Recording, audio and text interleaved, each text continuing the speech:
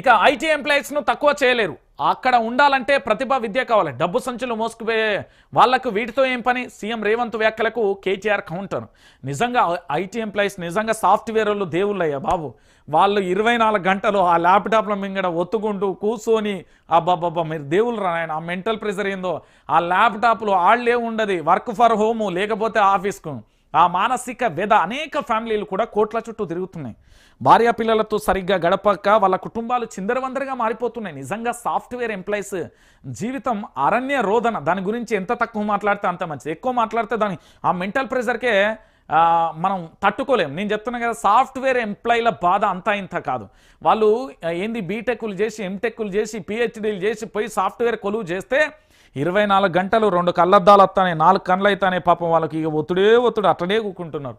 ఇచ్చే జీతాలు ఈఎంఐలు, ఆ ఇంటికి భార్య పిల్లలకి ఏమైందో సరిగ్గా చూసుకోక ఆ ఇల్లులు చిందరో అందరూ ఆగం అయిపోతున్నారు. కానీ నిజంగా సెల్యూటర్ భయ మీకు, నిజంగా మీరు దేవుళ్ళు, నిజంగా చెప్తున్నా.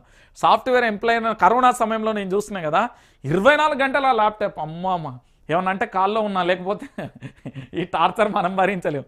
పూర్తి స్థాయిలో కూడా రియల్గా వాళ్ళు హైలైట్. నిజంగా వాళ్ళ డెడికేషన్, వాళ్ళ కష్టానికి ప్రతిఫలం రావాలి. కానీ మా ముఖ్యమంత్రికి తెలియదండి మీ విలువ మాకు తెలిసినట్టుగా వాళ్ళకి ఎట్లా తెలుస్తుంది? సో అందుకే కేటీఆర్ ఆ మాట అన్నాడు. ఎందుకంటే ఐటీ ఎంప్లాయీస్ని తక్కువ చేయకూడదు. రియల్గా వాళ్ళకి ఐటీ ఎంప్లాయీస్ లేకపోతే టెక్నాలజీకి సంబంధించి పూర్తి స్థాయిలో ఎట్లుంటాయి. రైట్, ఇక ఇంకెన్నాళ్ళు ఈ జాప్యం? బీసీ రిజర్వేషన్లపై త్వరగా తేల్చండి. 42% పెంపు విస్మరిస్తే సహించలేదు. తెలంగాణ సమాజం మిమ్మల్ని క్షమించదు. సీఎం రేవంత్కు ఎమ్మెల్సీ కవిత బహిరంగ లేఖ అంటూ కూడా చెప్పిన పరిస్థితి కనబడుతుంది.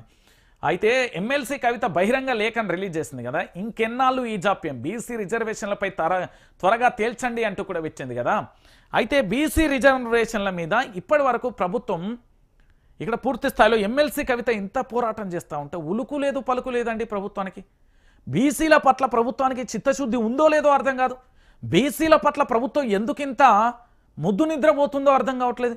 బీసీల పట్ల కనీసం ప్రభుత్వ స్పందన కరువైపోయింది. బీసీలు అంటే అంత చులకనానా? లేకపోతే బీసీలు అంటే ఈ తెలంగాణలో ఎక్కువ శాతం జనాభా ఉన్నదే బీసీలు అండి బాబు. అలాంటి బీసీలను విస్మరిస్తుంది కవిత. చాలా రోజులుగా పోరాటం చేస్తున్నది, కానీ ప్రభుత్వం మాత్రం స్పందిస్తుంది.